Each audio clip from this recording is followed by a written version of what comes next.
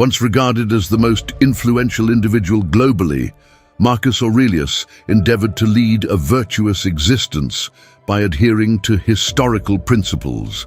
Unlike many Roman emperors, he abstained from indulging in the various pleasures readily available, such as reveling in wine and spectating brutal games at the Colosseum. Marcus Aurelius was resolute in fulfilling the task that fate had assigned him, which was to serve humanity. Consequently, he prioritized fulfilling his purpose. However, achieving this required him to pay less attention to matters undeserving of his focus, of which there were many. A fundamental concept of Stoicism is the distinction between things within our control and those beyond our control, as elucidated in Epictetus's manual. The majority, if not all, elements beyond our own actions are not within our control. This necessitates letting go of the world, not necessarily detaching from it, but being realistic about our limited influence over such matters. Failing to do so burdens us unnecessarily. When life becomes painful, it often signifies caring about things beyond our control, allowing them to manipulate us like puppets. In such instances, we may blame external influences for manipulating our strings, but in reality, we grant them that power. Ceasing to care about such matters diminishes their influence, enabling us to find tranquility. For Marcus Aurelius, avoiding disturbance by factors beyond his control enabled him to confront the myriad responsibilities and challenges he faced as an emperor. It allowed him to concentrate on the task he believed the gods had entrusted him with. For Epictetus, this translated to freedom for others not to be swayed by external forces, possibly serving as a means to focus on truly meaningful goals or a pathway to a content and carefree existence.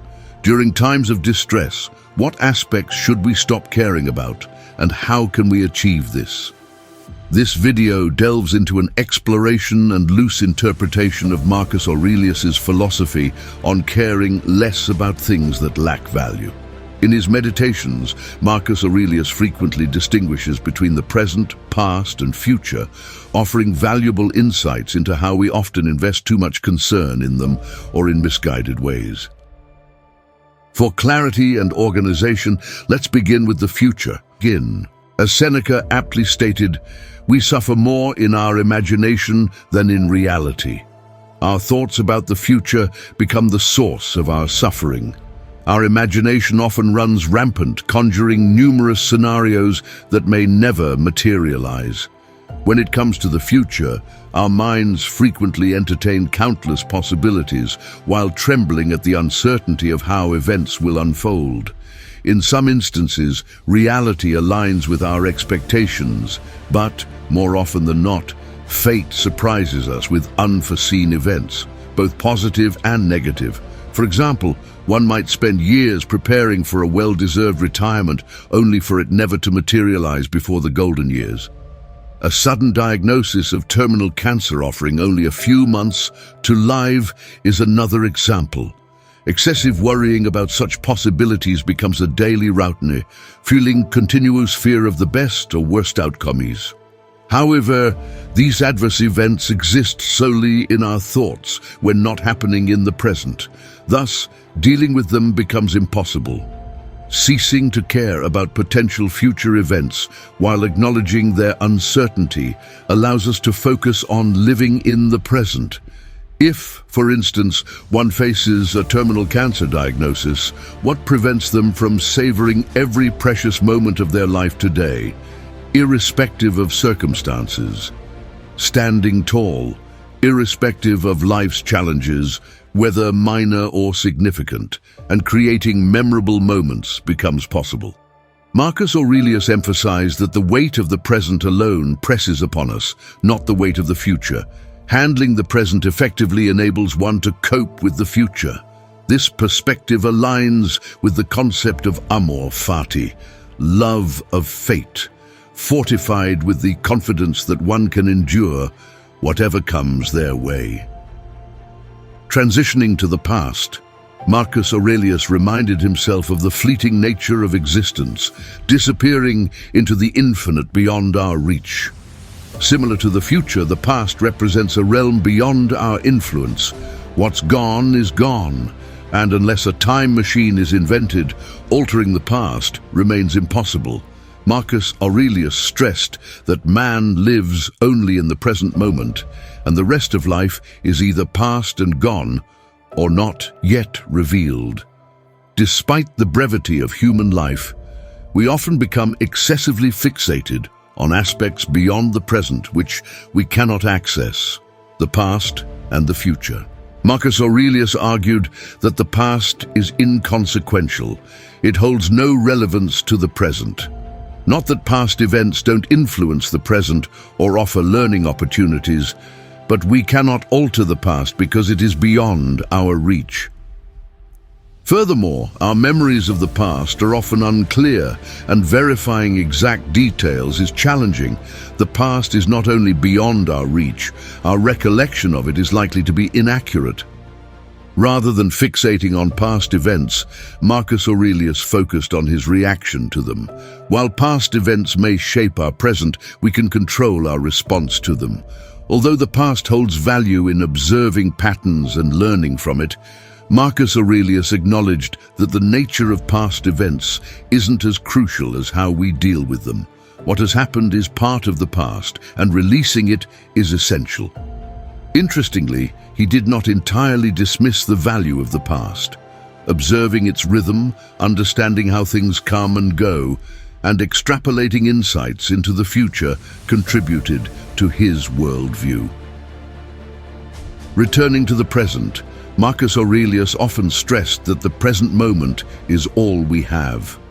It's the narrow field within our reach.